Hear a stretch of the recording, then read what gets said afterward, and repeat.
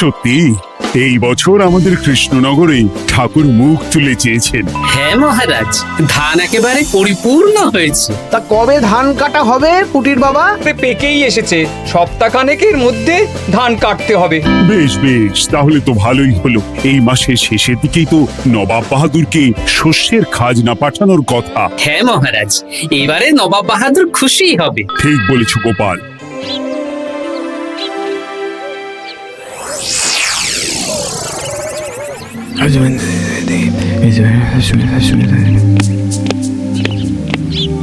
প্রণাম খাম্বাজরাজ। ওই তো কৃষ্ণনগরের মন্ত্রী চলে এসেছে। ও, এর কথাই তুমি বলেছিলে? হ্যাঁ, ওই রাজ্যের সব খবরাখবর আমায় দেয়। ইনি কে? ইনি হলেন জমিদার কেশকান্ত বর্মন, আমার রাজ্যেরই দক্ষিণ পশ্চিম গ্রামের জমিদার, আমার প্রিয় বন্ধু। নামটা বেশ অন্যরকম, কেশকান্ত। আসলে ওদের বংশ পরম্পরায় সকলের উন্নত ঘন কেশ আছে, তাই ওদের পরিবারের সবারও নামে একটা করে কেশ আছে।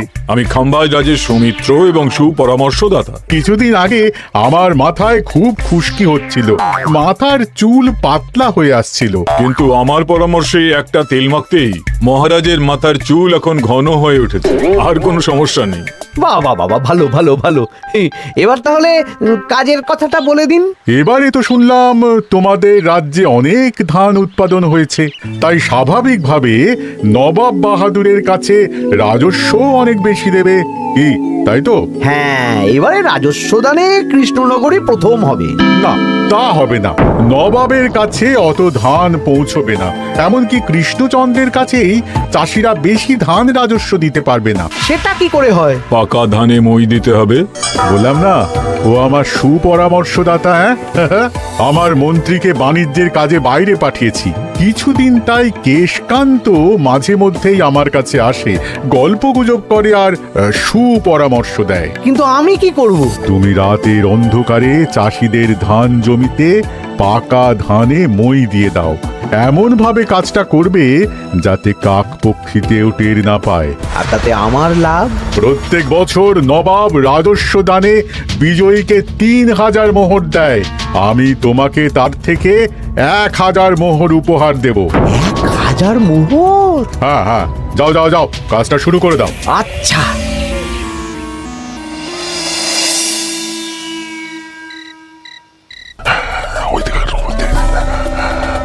তাহলে আর দেরি কেন, মন্ত্রীমশাই কথা মতো কাজ শুরু কর। হ্যাঁ চল।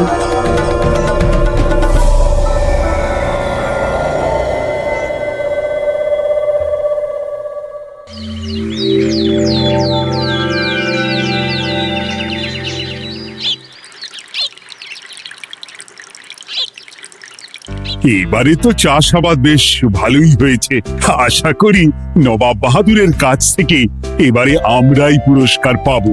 হ্যাঁ মহারাজ, সারা বাংলায় কৃষ্ণনগরের মতো উৎপাদন এই বছরে কোথাও হয়নি।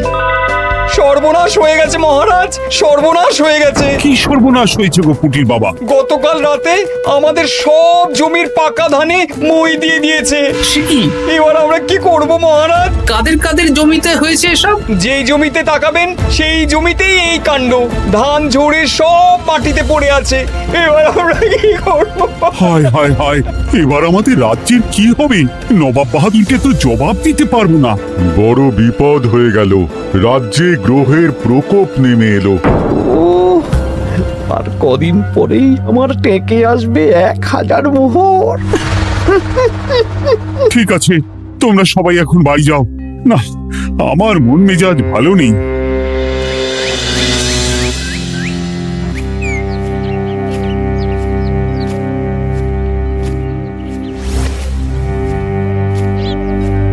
ওগো, তুমি শুনেছো কি হয়েছে? পুটির মা হাউ হাউ করে কাঁদছিল গো। হ্যাঁ গিন্নি, পুঁটির বাবা কয়েকজন চাষি ভাইদের নিয়ে রাজসভায় এসেছিল। শুনলাম রাতারাতি কে বা কারা চাষ জমিতে পাকা ধানে মই দিয়েছে। কত বড় সর্বনাশ হয়ে গেল বলো, কি হবে গো?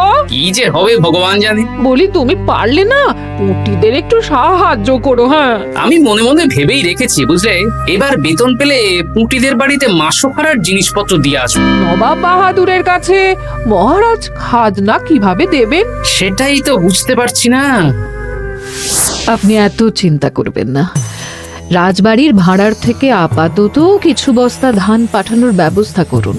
তারপর নবাব বাহাদুরের কাছে গিয়ে বলবেন, আস্তে আস্তে সব দিয়ে দেবেন মহারাজ। তাই করতে হবে, তাছাড়া তো আর অন্য কোনো উপায় দেখতে পাচ্ছি না। কিন্তু এবারে আর আমাদের মান রক্ষা হবে না। দেখি 2-1 দিনের মধ্যেই যতটা সম্ভব ভাড়া থেকে ধান পাঠানোর ব্যবস্থা করব।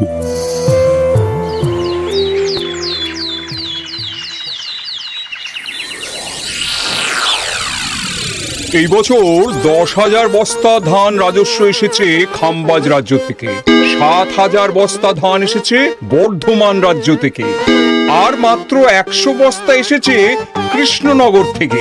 তাই এবছরের বিজয় রাজ্য হচ্ছে খাম্বাজ রাজ্য। খাম্বাজ রাজ্যের রাজার হাতে 3,000 মোহর উপহার হিসেবে তুলে দিচ্ছেন। আর কৃষ্ণচন্দ্র, তোমার রাজ্যের এরকম হাল কেন? এবারে আমাদের সমস্ত রাজ্যের পাকা ধানে কেউ বা কারা মই দিয়ে দিয়েছে। সেসব তোমার মাথা ব্যথা, আমার ধান কোথায়? 100 বস্তা ধান রাজস্ব, কম করে 800 বস্তা ধান রাজস্ব দেওয়ার কথা, কিন্তু তুমি তোমার কথার খেলাপ করেছো। এই বছর আমি নিরুপায় জাহাপানা। আমিও নিরুপায়। হয় তুমি আগামী 1 সপ্তাহের মধ্যে আমাকে 5,000 মোহর দেবে, নইলে কৃষ্ণনগরের সিংহাসন থেকে সরে যাবে। এত বড় শাস্তি দেবেন না নবাব বাহাদুর। আপনি অন্তত মাস 6 সময় দিন, আবার ধান চাষ করিয়ে আপনাকে প্রাপ্য ধান দেওয়া হবে। বেশি কথা বলছো কৃষ্ণচন্দ্র, তুমি 5,000 নয় 6,000 মোহর 1 সপ্তাহের মধ্যে দেবে। বেটা গোপাল বেশি পাকা, অত কথা বলতে কে বলেছিল? গোপাল, এটা তুমি কি করলে? হায় হায় হায়! সর্বনাশের সময় যখন ঘনিয়ে আসে তখন বিপদের ওপর বিপদ এভাবেই আসে। আমার পাওনা। আরে এখন না, তোমাকে পাঠিয়ে দেব। ওই দেখুন, খাম্বাজ রাজের সাথে কথা বলছে। এখন বেশি কথা বললে কৃষ্ণচন্দ্র আর গোপাল সন্দেহ করবে। চলুন তো দেখি ওখানে গিয়ে কি কথা বলছে। কি কথা বলছো মন্ত্রী? মন্ত্রী আমায় বিজয় অভিনন্দন জানাচ্ছিল। বিজয় অভিনন্দন তো উপহার পাওয়ার সময় জানাতে পারতেন মন্ত্রী মশাই।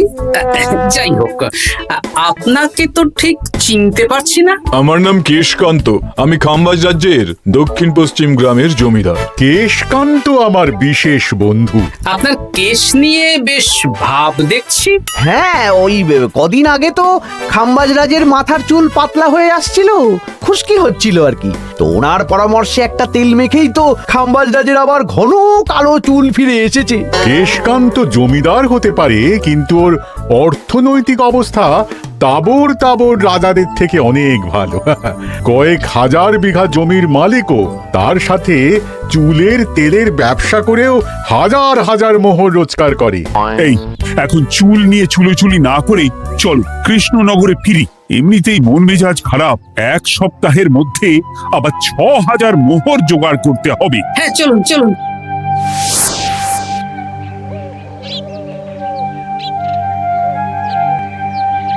আচ্ছা মন্ত্রীমশাই, আপনি এই কেশকান্ত জমিদারের ব্যাপারে এত কিছু জানলেন কি করে?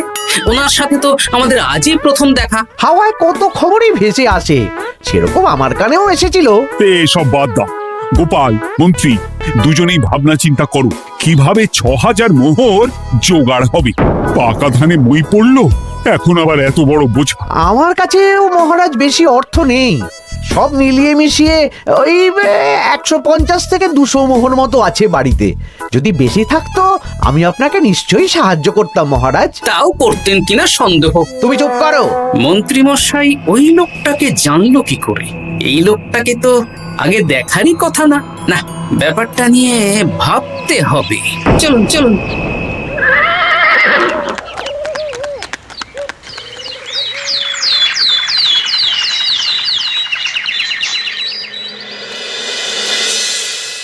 বুঝলে গিন্নি, 1 সপ্তাহের মধ্যে মহারাজকে 6000 মোহর জোগাড় করতেই হবে, নইলে সিংহাসন ছাড়তে হবে।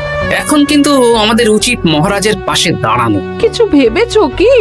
আপাতত আমার বিয়েতে পাওয়া আংটি বন্ধক রাখবো, আর তুমি যদি হ্যাঁ হ্যাঁ, আমার যে দুটো গয়নাগাটি আছে ওগুলো বন্ধক রাখো, পরে আস্তে আস্তে ছাড়িয়ে নেবক্ষণ। দেখি বাকি সভাসদদেরকেও বলবো, যে যতটা পারে, তারপর ভগবানই ভরসা।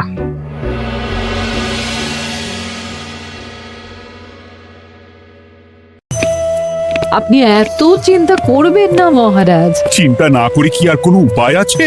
সিন্ধুকে যা আছে তা দিয়ে 3000 মোহর হয়ে যাবে, কিন্তু তারপর আর কি করব?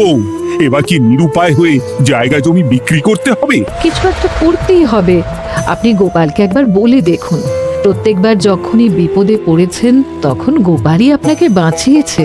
দেখি আগামীকাল রাজসভা শুরু হওয়ার আগেই গোপালের সাথে ব্যাপারটা নিয়ে আলোচনা করব।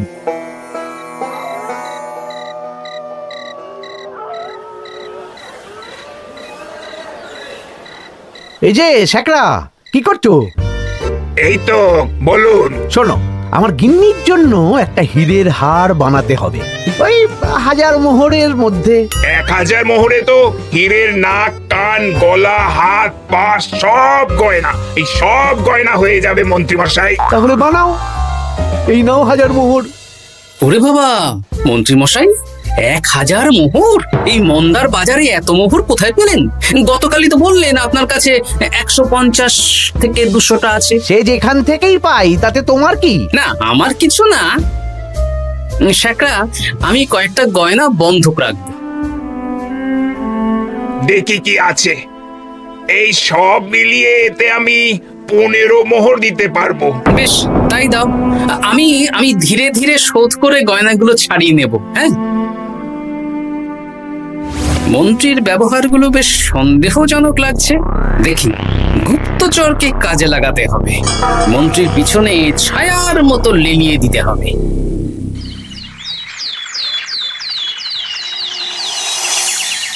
মহারাজ, আমি চেষ্টা করছি আপনার এই মোহর কিভাবে জোগাড় করা যায়, আপ্রাণ চেষ্টা করছি। দেখো, আমি 3000 মোহর পারবো, কিন্তু তার বেশি হলে জায়গা জমি বেচতে হবে, হাতে যে বেশি দিন সময়ও নেই। আচ্ছা মহারাজ, দেখছি। তবে মন্ত্রীমশাই চাইলেই আপনাকে 1000 মোহর দিয়ে সাহায্য করতে পারতেন, কিন্তু উনি তা না দিয়ে ওনার গিন্নির গয়না বানাচ্ছেন, হীরের গয়না। দেখি, মন্ত্রী তো কালকেই বলল ওর কাছে 150 থেকে 200 মোহর আছে মাত্র। 1000 মোহর কোথা থেকে পেল? সে উনিই জানেন, তবে তার খবর খুব তাড়াতাড়ি আশা করি পেয়ে যাব মহারাজ।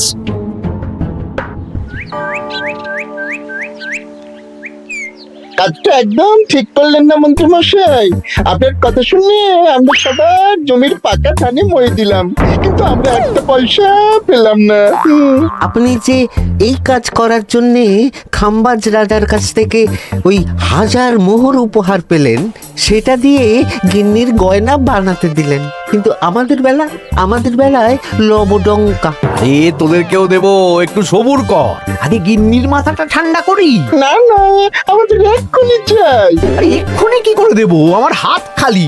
আচ্ছা আচ্ছা, ঠিক আছে, এই নে 2 মোহর ধর, 2 ভাই ভাগ করে নে, পরে আরো দেবো। এটা কিন্তু ঠিক না।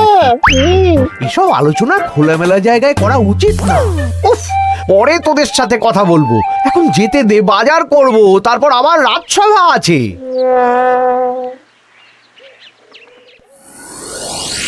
আচ্ছা, এই ব্যাপারটা মহারাজকে আর গোপাল দাদাকে জানাতে হবে।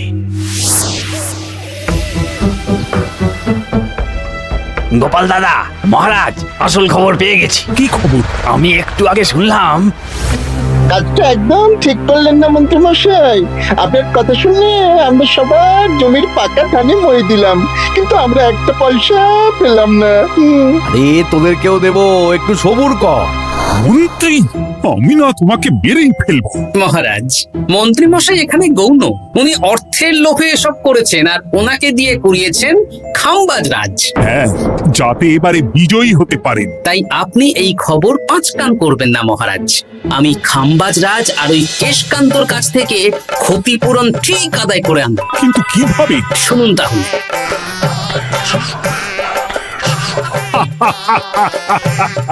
দারুণ বুদ্ধি। তাহলে এখন আসি মহারাজ, কাউকে কিচ্ছু বলার দরকার নেই। আপনি শুধু আগামীকাল সন্ধেবেলা খাম্বাজ রাজের দরবারে চলে আসুন, পারলে নবাব বাহাদুরকেও সঙ্গে করে নিয়ে আসুন। হ্যাঁ,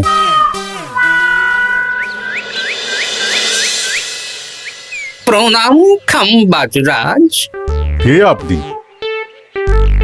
আমি হতাশ রঞ্জন, পশ্চিমে থাকি। কি চাই বলুন?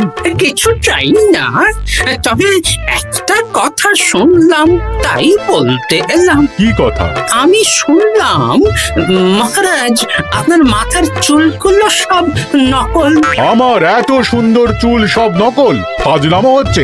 আমি যদি প্রমাণ করে দিই আপনার চুল নকল, তাহলে কি? তাহলে আপনি আমাকে 100 মোহর দেবেন, আর প্রমাণ না করতে পারলে আমি আপনাকে 100 মোহর দেব। বেশ, দেখো, এক্ষুনি দেখো, আমারই তো 100 মোহর লাভ হবে। এখন না, এখন না, আজ সন্ধেবেলায়। বেশ বেশ, তখনই এসো। এবারে জমিদার কেশকান্তর বাড়ি যেতে হবে।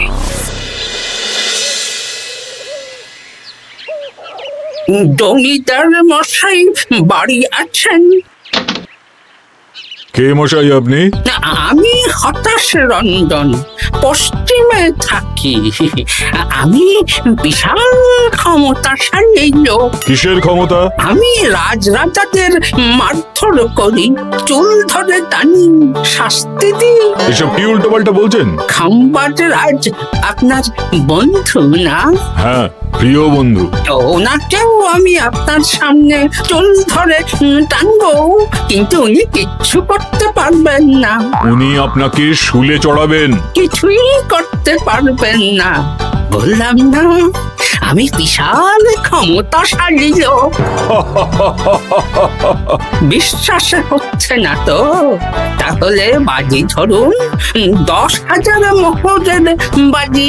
10,000 মোহরের বাজি? হ্যাঁ, আজ আমি খাম্বাজ রাজের রাজবাড়ি যাব, আর আমার শক্তি প্রদর্শন করব, ওনার চুল ধরে টানা হেঁচড়া করব, ওনাকে আহত করব, কিন্তু উনি আমাকে কিছুই করতে পারবেন না। বেশ রাজি, বাজি 10,100 মোহর দিতে পারবেন তো? হ্যাঁ, আমি বাজি হারলে আপনাকে দেব 10,100 মোহর। দরকার হলে ওই কাগজে কলমে লিখিত পরিত করে নিন। বেশ, তাহলে তাই হোক। কিন্তু হ্যাঁ, একটা কথা, আমি শক্তি প্রদর্শন করার আগে থেকে প্রক্রিয়া চলাকালীন সময় পর্যন্ত আপনি খাম্বাজ রাজের সাথে কোনো কথা বলতে পারবেন না। বেশ বেশ।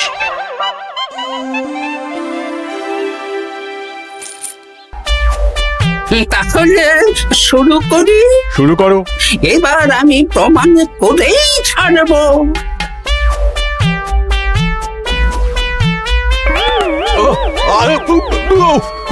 লাগছে লাগছে, বাবারে, লাগছে এই সেরেছে। লাগছে, এ তো সত্যি সত্যি চুল ধরে টানছে। লাগছে লাগছে, বাবারে, বাবা। ওরে বাবা রে বাবা, কি শক্ত! এ কি, খাম্বাজরাজ কিছুই তো বলছেন না? তাহলে কি আমি হেরে গেলাম? না না খাম্বাজ রাজ, আমার ধারণা ভুল, যা শুনেছি তাও ভুল। এবার বিশ্বাস হলো তো? দাও দাও, এবারে 100 মোহর দাও।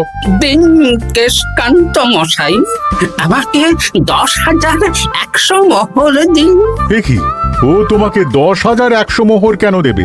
ওনার সাথেও তো বাজি ধরেছিলাম। কি বাজি? আপনার এখান থেকে বেরিয়ে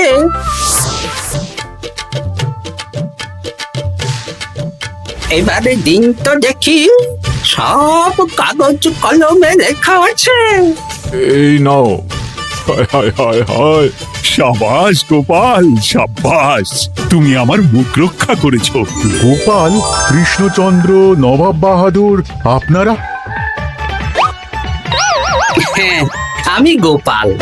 এটা ছাড়া আর কোনো উপায় ছিল না খাম্বাজরাজ।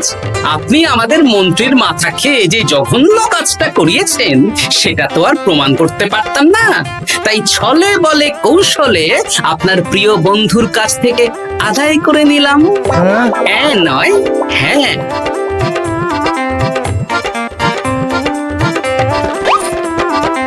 এই নিন মহারাজ। এতে কত মোহর আছে? 10,100 মোহর। এর থেকে 100 খাম্বাজরাজকে দিন, 6,000 নবাব বাহাদুরকে, আর বাকিটা আপনার কাছে রাখুন। এত ধান নষ্ট হলো। কৃষ্ণচন্দ্র আমাকে সবটা বলেছে, আর ওর মন্ত্রীকেও নিয়ে এসেছি। ধোলাই খেয়েই সব বলে দিয়েছে। এই কে আছো? কৃষ্ণনগরে মন্ত্রীকে নিয়ে এসো।